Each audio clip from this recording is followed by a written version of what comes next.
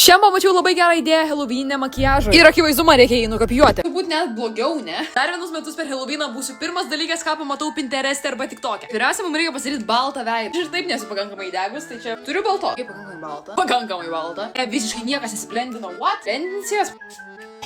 Žinot, ką aš nusivalysiu makiažą. Žinau, ar baisiau yra motifliojimo būdas ir tas faktas, kad šitiem dažam yra 3 metai ir kad jų galiojimas yra tikrai pasibaigęs. Taip, reikiautins po šito. Mes atrodom puikiai. Čia žinot, kaip niekas neišblendinta ir man taip sunku būtų nurodyti. Aš tikiuosi, man viskas bus gerai. Viskas čia taip blogai. Taip, aš darau iš naujo, baig. Aš misterijas atrodau, eiktis. Mano draugė rašo, kad jį yra atvažiavus ir man reikia išeiti, bet gaunas, kad aš atrodau va šitaip. Taip, aš eilinį kartą nesitikėjau, kad viskas taip ilgai užtruks. Manau, kad pamažu gerinu situaciją. Dar nesu tikra, bet bus gerai. Akvilis sakyk, akvilis.